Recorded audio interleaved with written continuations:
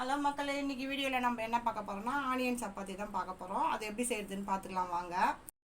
Spoon எண்ணெய் ஊற்றிக்கிறேன். எண்ணெய் நல்லா காயட்டும். ஜீரகம் 1/4 டீஸ்பூன் சேர்த்துக்கிறேன். ஜீரகம் நல்லா பொரிஞ்சிடுச்சு. இஞ்சி ஒரு துண்டு, சின்ன துண்டு இஞ்சி குட்டி குட்டியாக கட் பண்ணி வச்சுக்கிறேன். அதையும் இதில் சேர்த்துக்கலாம். 7 பல் பூண்டு குட்டி குட்டியாக கட் பண்ணி வச்சுக்கிறேன். அதையும் இதில் சேர்த்துக்கலாம். பச்சை மிளகா 3 கட் பண்ணி வச்சுக்கிறேன். அதையும் சேர்த்துக்கலாம். நல்லா வதக்கிக்குங்க. எல்லாம் நல்லா வதங்கிடுச்சு. 2 பெரிய வெங்காயத்தை குட்டி குட்டியாக கட் பண்ணி வச்சுக்கிறேன். அதையும் இதில் சேர்த்துடலாம். அதையும் சேர்த்து நல்லா வதக்கிக்கலாம். வெங்காயம் நல்லா வதங்கிடுச்சு. இப்போ 1/4 டீஸ்பூன் மஞ்சள்தூள் சேர்த்துக்கலாம். 1 ஸ்பூன் மல்லித்தூள் சேர்த்துக்கிறேன். 1/2 டீஸ்பூன் கரம் மசாலா போட்டுக்கோங்க. சில்லி தூள் 1 டீஸ்பூன் போட்டுக்கிறேன். இதெல்லாம் சேர்த்து நல்லா வதக்கிக்குங்க. வெங்காயத்துக்கு தேவையான அளவு உப்பு 1/4 டீஸ்பூன் இதில் சேர்த்துக்கிறேன். நம்ம சப்பாத்தி மாவு பிசைகிறப்ப அதுலேயும் உப்பு போடுவோம். அதனால் இதில் கம்மியாக சேர்த்துக்கலாம். நல்லா சேர்த்து கிளறி விடுங்க. இப்போ இது ஒரு 10 நிமிஷம் ஆறட்டும். ஆறினோடனே நம்ம மாவு பிசைஞ்சிக்கலாம். 1/2 கப்பு கோதுமை மாவு நம்ம போட்டுக்கலாம். மாவுக்கு தேவையான உப்பு 1/2 ஸ்பூன் போட்டுக்கிறேன். நல்லா மிக்ஸ் பண்ணிடுங்க. இப்போ கொத்தமல்லி தழையை குட்டி குட்டியாக கட் பண்ணி வச்சுக்கிறேன். அதையும் இதில் சேர்த்துக்குங்க. ஆற வச்ச மசாலாவை இதில் சேர்த்துக்கலாம்.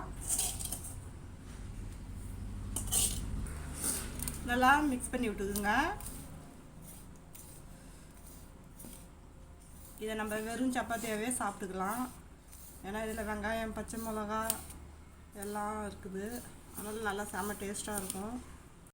கொஞ்சம் கொஞ்சமாக தண்ணி சேர்த்து இதை மிக்ஸ் பண்ணிக்கலாம்.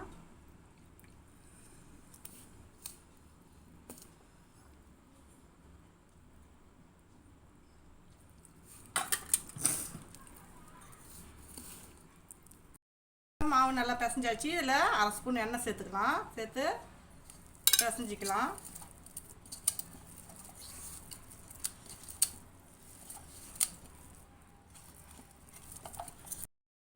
அவ்வளோதான், நல்லா பிசைஞ்சாச்சு. இப்போ நம்ம இதை சப்பாத்தி மாதிரி தீத்திக்கலாம். சின்னதாக நம்ம சப்பாத்திக்கு போகிற மாதிரி சின்னதாக ஒரு உருண்டையை நம்ம எடுத்துக்கலாம். நல்லா உருண்டை பண்ணிக்கோங்க. அப்படி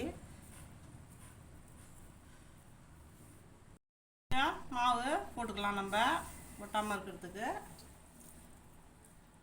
இதை நல்லா இப்படி அழுத்தி விட்டுட்டு இப்படி திருப்பி திருப்பி மாவெல்லாம் இந்த இதில் படுற மாதிரி பண்ணிக்கோங்க. இப்போ நம்ம தீர்த்தத்துக்கு ஆரம்பிச்சிக்கலாம்.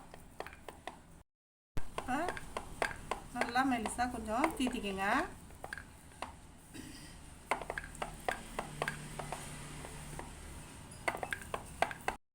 சப்பாத்தி நல்லா தீத்தியாச்சு. இப்போ நம்ம இதை சுட்டு எடுத்துகிட்டு வந்துடலாம். சப்பாத்தி இதில் போட்டுக்கலாம்.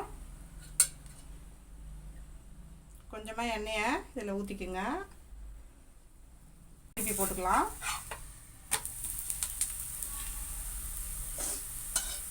எண்ணெய் கொஞ்சம் இப்படி தேய்ச்சி விட்டுக்குங்க. திருப்பி திருப்பி இப்படி போட்டுக்குங்க. அப்போ தான் எல்லா பக்கமும் நல்லா வேகும். திருப்பி போட்டுக்கலாம்.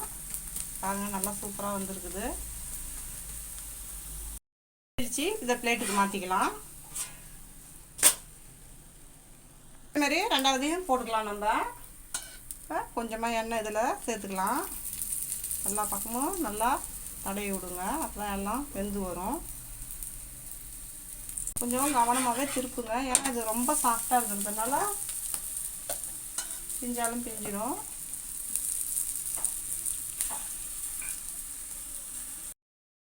நம்மளுடைய ஆனியன் சப்பாத்தி சூப்பராக ரெடி ஆயிடுச்சு. இந்த வீடியோ பிடிச்சிருந்துன்னா லைக் பண்ணுங்கள், ஷேர் பண்ணுங்கள், கமெண்ட் பண்ணுங்கள். மறக்காமல் நம்ம சேனலை சப்ஸ்கிரைப் பண்ணிவிட்டு பக்கத்தில் இருக்க பெல் ஐக்கான் கிளிக் பண்ணி ஆல்னு கொடுத்துருங்க. தேங்க்ஸ் ஃபார் வாட்சிங்.